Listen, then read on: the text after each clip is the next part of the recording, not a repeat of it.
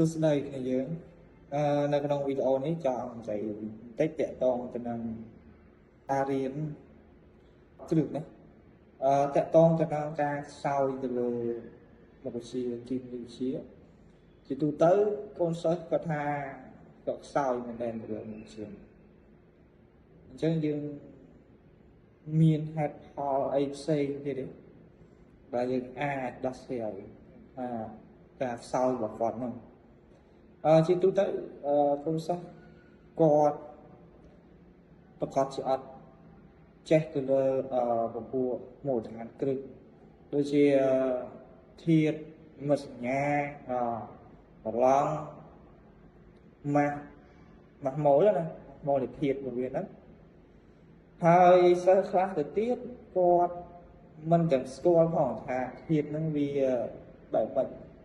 និមិត្តសញ្ញាវាបែបម៉េចឬក៏ប្រឡងហ្នឹងវាប្រហែលទៅបែបម៉េចទៅហ្នឹងឯងជាមូលហេតុ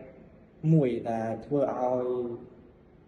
សិស្សពិចារណាគាត់មករៀនទៅមកដល់ថ្នាក់លើទៅ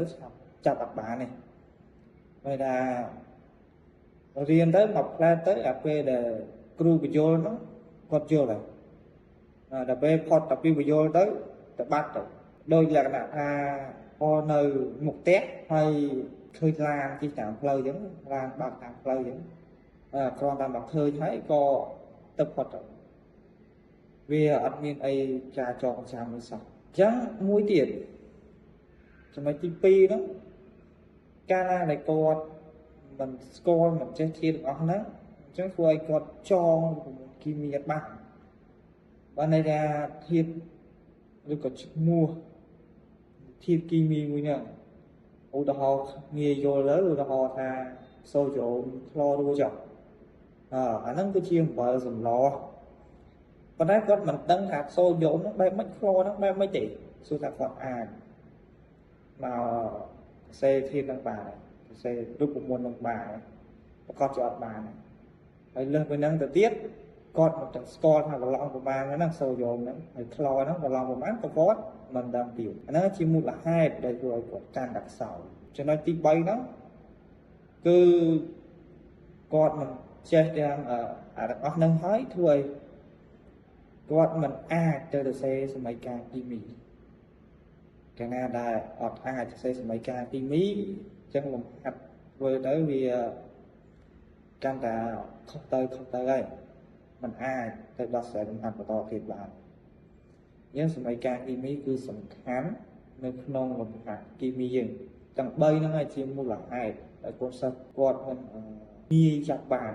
ពេលគាត់ឡើងមកលើនេះខ្ញុំនិយាយនៅក្នុងលក្ខណៈខណ្ឌដែលថាសិស្សគាត់ឡើងមកលើហើយតែគាត់នៅអត់សោយអញ្ចឹងបើសិនជាបងប្អូននៅក្នុងកម្រិតសាវិទ្យាល័យទី7 8 9ហ្នឹងគួរតែស្វែងយល់បន្ថែមឲ្យបានកាន់តែច្រើនទៅលើបញ្ហារបស់ហ្នឹងអាហ្នឹងគឺជាបញ្ហាយើងរកដំណោះស្រាយខ្លួនឯងទៅហើយដំណោះស្រាយហ្នឹងបែបម៉េច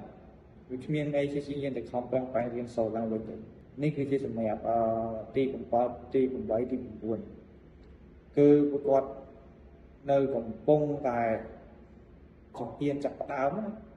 បើសិនជាគាត់ច្បាស់ទាំងអស់ហ្នឹងឯងទៅលើទៀតក៏មិនពិបាកប្រហែលនេះ